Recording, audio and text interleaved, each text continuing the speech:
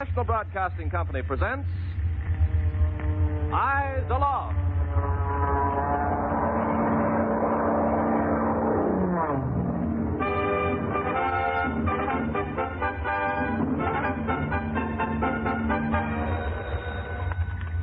Army flash. 1. Single. Low. Theme. 8 earnest 4. Overhead. West. Eyes aloft, watching the sky, watching for planes flying the lanes up above.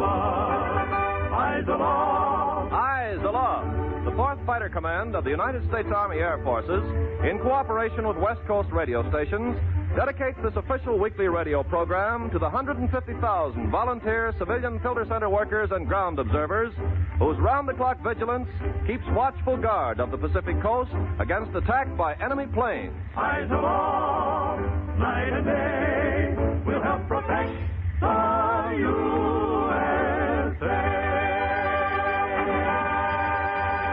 This is Ken Carpenter speaking. Tonight, the 24th gala performance of Eyes Aloft. We'll announce the winner of this week's Why Do I Come Here contest. You'll hear the Gordon Jenkins Orchestra and the Hollywoodmen. Sam Hayes, outstanding radio newscaster, has gathered another edition of Filter Center News. By request, we repeat the performance of the dramatic narrative, the recognition, the thoughts of an American soldier who imagines he meets Christ on a battlefield. Also, another prize-winning Great American Story, and the presentation of the handsome Eyes Aloft Gold Trophy. Now we turn the program over to your popular narrator, Jane Whitman.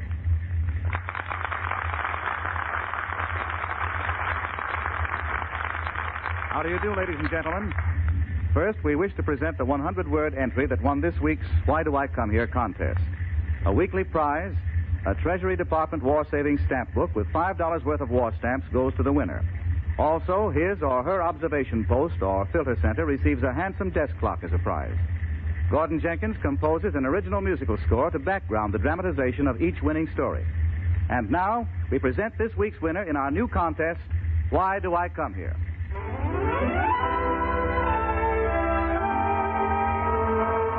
Why do I come here? This week's winner, Mr. Carl E. Hofer, Chief Observer, Tustin Post, Route 1, Box 345, Santa Ana, California.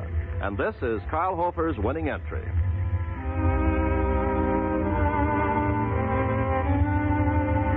Why do I come here?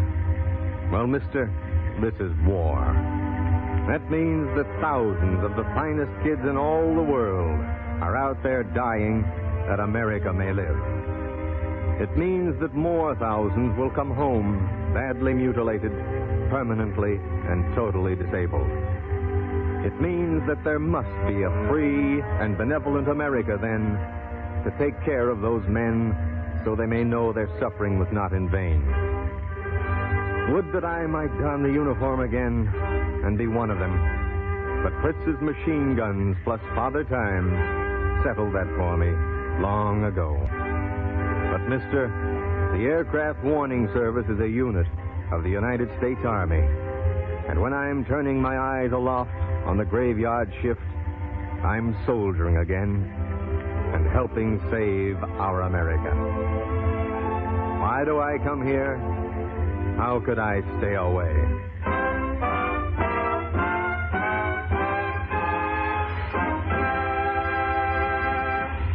Congratulations, Mr. Carl E. Hofer of Santa Ana, California. Your prize of $5 worth of war stamps has been mailed to you. Also, you have won for your Tustin observation post a handsome clock. Because of the many excellent entries, we wish to give honorable mention to the following 3 contributors. Books with $1 worth of war-saving stamps have been forwarded as honorable mention prizes to Mrs. Winifred McDonald, RFD 3, Box 226, Shelton, Washington. Charles R. White, 708 Virginia Street, San Bernardino, California, and Lucille Lee, Box 148, Bellingham, Washington.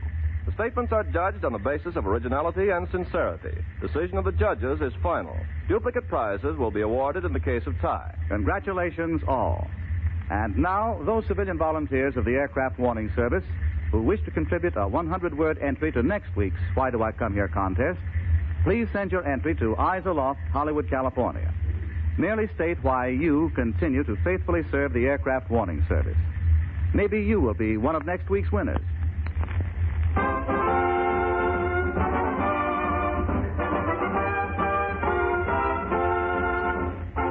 On our first broadcast of 1943, we presented a stirring dramatic narrative entitled The Recognition. It was written by the well-known Portland, Oregon attorney, C.W. Robison. So many letters have come to us, still come, asking for copies of the selection.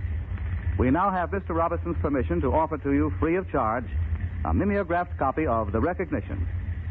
In answer to many other requests, we repeat the performance of this thrilling piece of writing. It speaks the thoughts of an American soldier far from home. The thoughts of some American boy in khaki on sentry duty on a lonely night. The Recognition.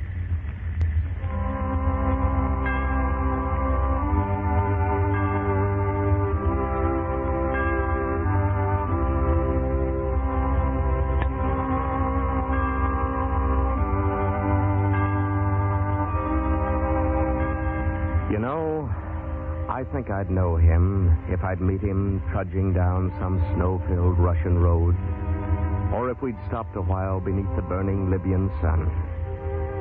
Yeah, I'd know him if I was resting in the jungle heat in a valley near a town called Guna. I kind of feel I'd know him anywhere or anytime.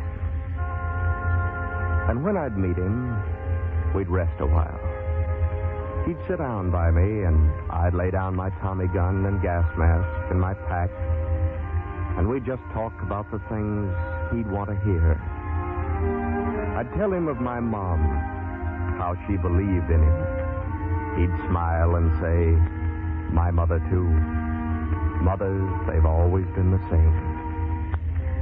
Then I'd tell him how I grew up, how I was raised on the streets where the men and not the houses wear the numbers. I'd tell him how when my old man got hitched again, they threw me out. That's how I got to running with the gang. And then I'd tell him how when I got a little older, I got in the racket. And he'd look at me and say, there are scars on your soul, my son. Then he'd look at his white hands with those great scars upon the palms, and it would seem to me as if the wounds were fresh again. Yet when he would lay his hand upon my shoulder, why, the touch would make me clean again. Then I'd tell him of the things just as they are. I'd tell him of this guy Schickelgruber and that bald-headed fat one that plays Caesar. I'd tell him what they did. I'd tell him how they murdered millions of men and women and little children. I'd tell him that they mocked at him and laughed at God. And I'd see his eyes flash. And I'd feel kind of sorry that I bothered him. He'd seem to know it. For he'd say, verily I say unto you, it shall be more tolerable for the land of Sodom and Gomorrah in the day of judgment than for such men as these. Well, maybe then I'd say, but how about me? Me and my Tommy gun. And he'd say to me earnest-like, I say unto you, he that hath no sword, let him sell his garments and buy one. Then, about that time, we'd have some grub. I'd take out my emergency rations and we'd split them and we'd eat. I'd maybe have to say, I'm sorry, but I ain't got any more, and my canteen's dry. He'd nod and say, I am the bread of life. He that cometh to me shall never hunger, and he that believeth in me shall never thirst. And then I'd feel just like once when I was tired, and I lay down on my belly at a brook and drank, and felt so cool and fine again. Then I'd look to where he was, and I'd be alone. Alone again. Yeah, this much I've got. This present on this night of 1943. This thing I've got for sure, I know. I'd know him if I'd meet him on the Russian steppes or on the Libyan waste. or in a steaming jungle near a town called Goda. I'd know him anywhere, anytime, or any place.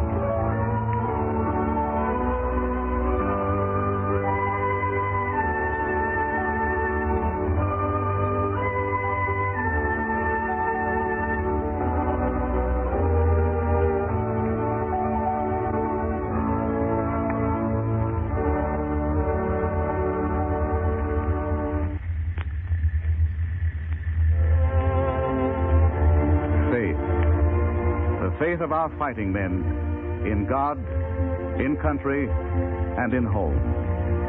Yes, their divine faith in you, in those of us left at home to carry on. And we must carry on in every way we can, that they shall not fight in vain.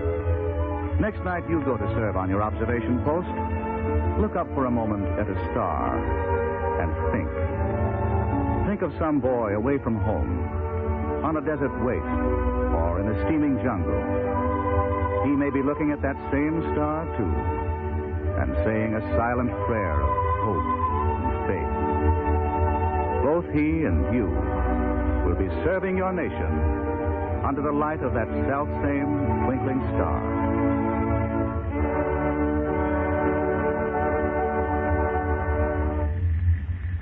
If you would like a mimeographed copy of C.W. Robinson's The Recognition, free of charge, address your request to Eyes Aloft, Hollywood. And now here's Gordon Jenkins, his orchestra, and the Hollywoodmen to bring you an exciting new arrangement of Marching Along Together. Hit it, Gordy.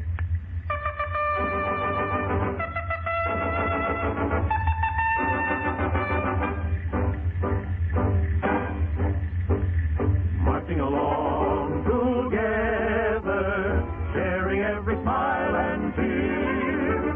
Marching along together, whistling till the skies are clear. Swinging along the highway, over the road that's wide. The road is long, but a cheery song will lighten every mile. With trouble, passion, and old tag, we greet you with a smile. Marching along together, life is wonderful side by side.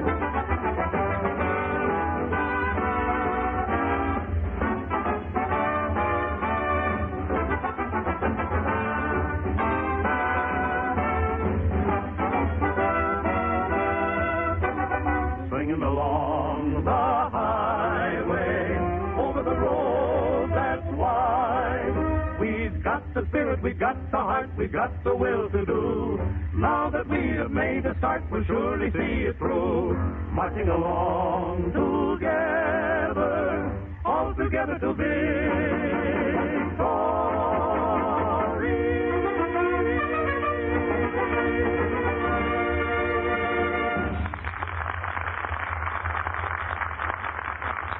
Filter Center News, compiled, edited, and presented each week for the 4th Fighter Command by the noted newscaster Sam Hayes. He's ready to go to press now with the 3rd edition of Filter Center News, presenting Sam Hayes. And good evening, ladies and gentlemen. This is Sam Hayes, your Eyes Aloft reporter, bringing you personal news of Pacific Coast Filter Center workers from border to border. Seattle, Washington. Though last week's minor blizzard closed schools, stores, and even wore industries in this area, women of the Seattle Filter Center kept on the job. No transportation caused Marion Shaw to walk 43 blocks to duty, Ruth Stye 33 blocks, and Irene Merkley made a round-trip 4-mile walk to the center. During the 5-day emergency, absences were less than average. Redding, California. Military and civilian members of the Redding Filter Center deeply sympathize with the family of Miss Charlotte Lambert, one of the installation's most willing and efficient workers. Though Private First Class Rinke, Corporal Montez, Technical Sergeant Hoolinger, and Private Attard gave transfusions, Miss Lambert passed away January 19th. She was 24 years old. San Francisco, Operations Room Shift 8 gave a surprise birthday treat to Viola K. Sykes. Portland, Oregon, wedding bells. Bertel Dubiver, volunteer on Shift 18 at the Information Center, was married Thursday, January 21st, to Mr. Leonard Schloss. Bellingham, Washington. Marie Ordall, Filter Center volunteer and a teacher at the Watcom High School, is back from a visit to San Francisco. We wonder what the attraction was besides the sunshine. North San Francisco Filter Center. Dorothy Sutton, while faithfully attending Shift 9, has also achieved the right to wear 2 white stripes on her Red Cross Volunteer Nurses Aid uniform, signifying over 500 hours service. San Diego. Mrs. Virginia Sims of Teams 2A, 2C, and 6D is recuperating from pneumonia. A speedy recovery is wished by the military and volunteer personnel of the San Diego Filter Center. Bakersfield. Unable to be at work on the filter board on account of a slight illness, Mrs. G.E. Sniffen continued to serve by sending several pies to the volunteers' canteen. And were they good? Boy.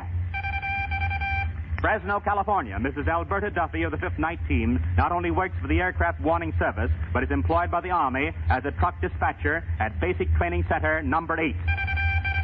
Eugene, Oregon. Stork work. Mrs. Edith Groshong, popular switchboard operator on Section 9 at the Eugene Filter Center, expects to start about March 1st. Sacramento. Lynn Harris of the Sacramento Filter Center has just announced her engagement to Lieutenant K.R. Smith of the Army Air Corps. The wedding will take place in Abilene, Texas in February. And thus we conclude tonight's Filter Center news with this week's nomination to the Honor Roll of Service. This week, we name Mrs. Florence Henriksen, volunteer of the Portland Filter Center, who in 1 month served a total of 222 hours. Can anybody beat that record? This is your Eyes Aloft Filter Center news reporter, Sam Hayes, bidding you one and all a very good evening.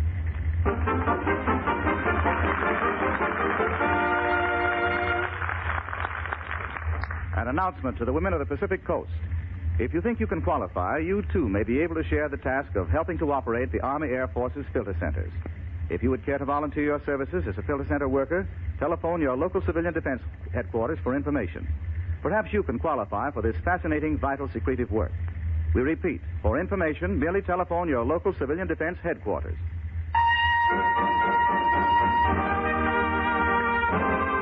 And now, tonight's new and true great American story. Nestled in the hills some 65 miles east of San Diego is the small town of Julian. An observation post was established near the community of Julian. Perhaps few posts have had a more bitter struggle for existence. A short time ago, Mr. James E. Franks, Assistant County Director of San Diego County, asked volunteers to write a history of the Julian Post. Finally, cheerful, dynamic, industrious Mary Broadborough wrote the following splendid letter, addressed to the Assistant County Director. Dear Jim, you're absolutely, completely insane. You ask me, who can neither spell nor punctuate properly, to write an article about our post. I've never written an article in my life, or anything else that made sense. I don't intend to start now. However, I'll give you the dope, and you can write your own darned article. Here goes. Have you ever heard the east wind? Well, just come up on this post with me some graveyard shift. It always blows when I'm here. The kind of wind that you have to lean into to stand up straight. But I should worry now. I'm snug inside the only building on the mountain that can keep the wind out. And I know that when the snow flies up here at 4,300 feet elevation, we're really going to appreciate this new post more and more. But to think back, a year ago this month, when our post first organized, we were located at Pine Hill, some 3 miles away. We had one of the many cabins at Kruger's summer resort, the resort being closed for the winter. Snow was heavy. War had just been declared. It was spooky walking around in that deserted camp and just a bit scary. I remember hearing Annie Grand and Myrtle Bott speak of that very first watch they served up at Pine Hill. Myrtle, Yes, Annie? are you going to like coming up here, nights, I mean? Well, I don't know. Well, I guess it'll be all right once we get used to the place. It's sort of lonesome and... What was that? What? Thought I heard a sound. Oh, I didn't hear anything. My imagination, I guess. What time is it now? 3 a.m. 4 minutes after. Well, you come to relieve us at 5. I know. I think that maybe... Wait. What? I thought I heard an airplane. I'll open the cabin door. What? It is a plane. Oh, quick. Let me put on my coat and galoshes. Oh, I'll go with you. I wish you would. Did you see the plane? No, how can we see planes until they're right over us here? I know so many trees. There, my overshoes. Come Come on, let's go. Do you know where the phone is over there, Annie? Yes, right inside the main lobby of the hotel building. I have the key to the front door. Oh, I'd feel better if there was a caretaker or somebody living in the hotel up here. We mustn't think about it, Myrtle. Here, come on. Close the door. Keep what heat there is in the cabin. There. It went right overhead. It had one motor. Yes, flying low. Come on. Our post at Pine Hills was in a beautiful setting, but you couldn't see out to look for planes on account of the tall trees. I remember another time, about a month after the post was opened up there at Pine Hills, Dick Farley, who, in spite of a broken leg and against the advice of his friends, insisted upon taking his regular midnight watch. I was on duty that night. My partner and I were supposed to be relieved by Dick at midnight, but he didn't come. Finally, about 2 a.m., we really began to worry about him. I've been thinking, Mary. Maybe Dick tried to drive up here and something happened to his car. Maybe we should go and look. Oh, maybe you're right. Look, you stay here and watch for the planes and make any reports. I'll go. Well, I'll walk out to the road with you. I'll keep within distance of the hotel building and the phone. Oh, I'm so worried about Dick. We shouldn't have let him try to come to the post tonight. Oh, nobody could stop Dick. Oh, wind again. Come on, we'll look for him. I remember we walked down the road less than a quarter of a mile. And there, we found Dick Farley's car off the road, in the ditch, jammed into a snowbank. It's Dick Farley's car, all right. Oh, it's in the ditch. Hello, girls. Oh, Dick. Dick, are you hurt? Hurt? I should say not. Your car is wrecked? Oh, no, just slid in the snowbank. Can't get it out. I knew somebody'd come. Hey, sorry I'm late. What time is it? Oh, it's a little after 2. Now, Dick, what are you doing? Now, don't get out of this car. You think I'm going to sit here and keep on freezing now that I got some help? Here, Mary, would you hold my crutches for me? How's your leg? Okay. Here, help me get on these things. Well, one of us can drive you back to town in our car. Nothing doing. I'm going to finish out what's left of my watch tonight. You ladies can go on home as soon as you see me up to the post. I knew I couldn't make it up the hill alone on these crutches. Well, come on, you girls. I can make it to the post now. Dick Farley continued to come to the post there at Pine Hills, even though he had a broken leg and was on crutches. You couldn't stop a fellow like Dick. He's in the Army now. I don't know where, but I'll bet he's still got plenty of the same old fighting spirit. The roads were so bad that first winter that we were finally forced to move from Pine Hills to the fire station in town. But the few weeks we were there, the snow plow worked continuously, trundling snow off the main street of town. You'd think those highway boys would finally get through plowing snow. That snow keeps falling. Well, this fire station's sure a bum place for an observation post. Yeah. When that snow plow isn't roaring up and down the street, truck line boys across the way are warming up the diesel. Couldn't hear a plane if we had to. Just got to keep watching the skies every minute. I think as soon as the weather breaks a little, we'll have to move the post back to Pine Hill. Our post seemed destined to misfortunes, but we still kept it running some way. In March, our Grand Chief Observer, Harvey Bassford, a veteran of the last war, moved the post back to Pine Hills. It was a relief to get away from the noisy fire station. Well, you can imagine our dismay when hard-working Harvey Bassford resigned as Chief Observer about that time to join the Marines. We were all concerned. Our fears were well-founded, for trouble began from the day he left. Things went from bad to worse. The post was more unmanned than manned, and we were ashamed. Some people began to howl too far to go, too hard on tires. So in desperation, the post was moved again. Mrs. Eyre donated a cabin about a mile from town. That cabin was desperately cold.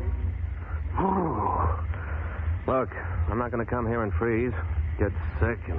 Well, after tonight, I'm through coming here. Somebody else can be the sucker. Yeah? Well, this is my last night, too. Fella doesn't want to get sick. People quit one by one. Finally, as a last resort, we moved again right into town. Another move. It was a miserable one-room shack. We burned every shelf and movable board trying to keep warm. Some observers wrapped themselves at night in the curtains. There were mice, rats, bugs, and fleas. Fleas that nearly drove us crazy. Several nights the post sat dark. In the daytime, a few old faithfuls kept up a pretense. It was time to quit bluffing. it came time to ask for help. Right at the critical time, you, Jim Franks, and Captain Bill Droege of the San Diego filter area arrived. Into your ears, we poured our tale of woe. We want to keep our post running. Well, that's the spirit. That is just about impossible. There's only a handful of us left. Folks, I just heard that your old chief observer, Harvey Bassford, is back in town. Say, Harvey did just get back. The Marines gave him a medical discharge. Now, look, when Harvey was chief observer of Julian Post, he made things jump. How'd you like to have Harvey Bassford back as your chief again? Well, sure. That'd be wonderful. Captain Droege. Yes? It is important that we keep the Julian Post operating, isn't it? Oh, if you only knew how important it is. If everybody in your town could understand that, they'd all help. But I'll tell you something. You know what's wrong with this post, folks? What, Captain? You need a good building. You've put up with enough discomforts. If you had a comfortable post building, I think most of your troubles would be over. Oh, yeah? Where are we going to get such a building? Well, we're going to work on it, get organized, get new recruits. And most important, get your old chief observer, Harvey Bassford, back on the job. He'll make people go to work. Yeah, we'll make Harvey take over again. That'll be fine. Wonderful. Harvey Bassford, with his personality and his ability to organize, resumed his old task as chief observer of Julian Post. With the help of the American Legion and the people of our town, we built our present wonderful post building. We're high on a mountain, 4,300 feet up, and we can see and hear planes, and we report them to the Army, too. Our post is well manned, and the spirit is swell. Well, Jim, I didn't think I could write an article. Maybe I haven't. At least I've told you a lot about us. I haven't told all I know, but I think the rest is better left unmentioned. If there's anything else you'd like to know about the Julian Post, of which we're all pretty proud these days, just let me know. As ever, Mary.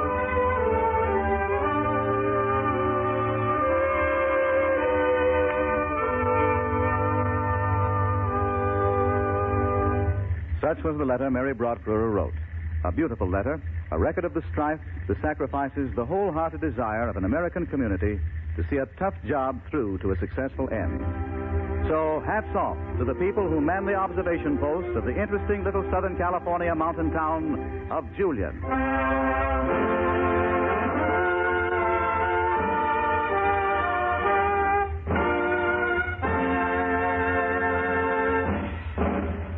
Each week, we present the National Broadcasting Company's handsome Eyes Aloft Gold Trophy Award to some outstanding observation post or filter center.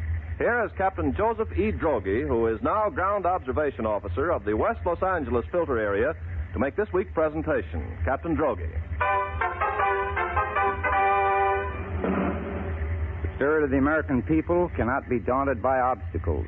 The people of this nation are determined to protect their nation. Small towns like Julian, California, are a link in the great Army system of protection. The people of that community have proved their courage, fortitude, and willingness. Today, the Julian Post operates with efficiency. To the Julian Post, we proudly present this week's Eyes Aloft Gold Trophy Award.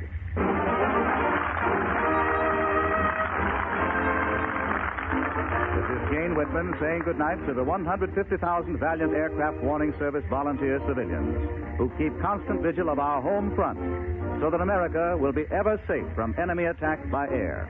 Good night. Don't forget to send in your 100-word entry to the Why Do I Come Here contest. Perhaps you can win a prize.